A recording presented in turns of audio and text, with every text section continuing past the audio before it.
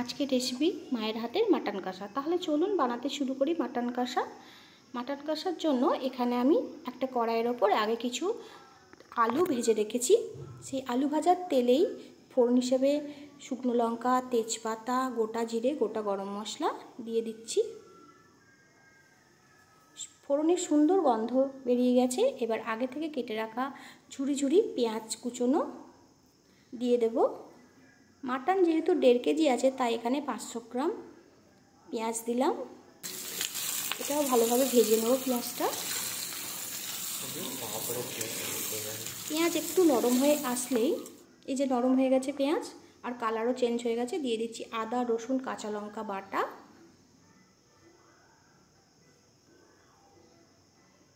এবার মশলাটা ভালোভাবে আমি কষিয়ে নেব যাতে মশলার কাঁচা গন্ধ চলে যায়। দিয়ে দিচ্ছি এখানে 4টে টমেটো পেস্ট করে রেখেছিলাম আমি, সেটাও দিয়ে দিচ্ছি। একটুখানি নাড়াচাড়া করে এর মধ্যে আমি এবার গুঁড়ো মশলা দিয়ে দেব। দিয়ে দিচ্ছি 1 চামচ হলুদ গুঁড়ো,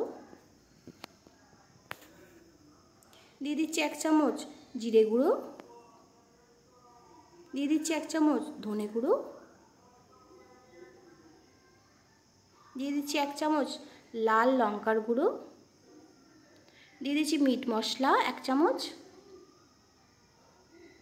আর দিয়ে দেবো স্বাদ মতো লবণ। ভালোভাবে মশলা নাড়াচাড়া করে নেব। মশলা ততক্ষণ কষিয়ে নেব যতক্ষণ না মশলা থেকে তেল বেরিয়ে যায়। এই যে ওপরে তেল ভেসে উঠেছে, মানে মশলা কষানো হয়ে গেছে।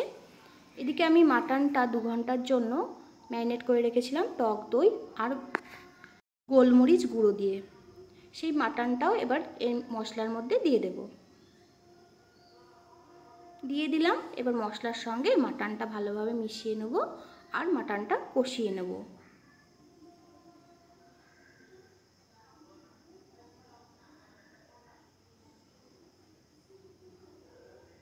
মাটনটা কষানো চলছে।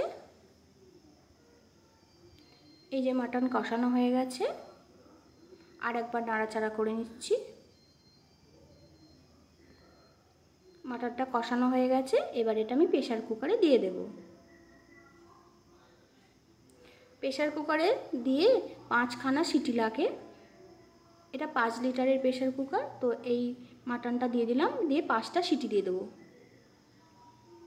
মাটনটা ঢেলে দিয়েছি। এই যে ভেজে রাখা আলুগুলো দিয়ে দিচ্ছি। এগুলো নুন হলুদ দিয়ে ভেজে রেখেছিলাম আমি।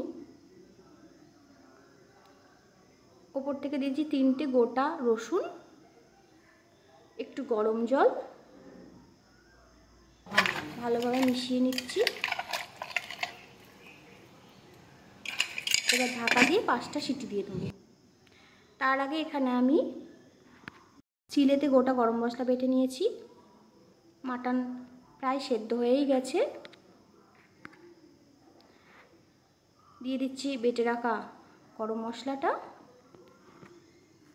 আর ওপর থেকে ছড়িয়ে দেব কাসুরি মেথি। তৈরি হয়ে গেল আমার মাটন কষা।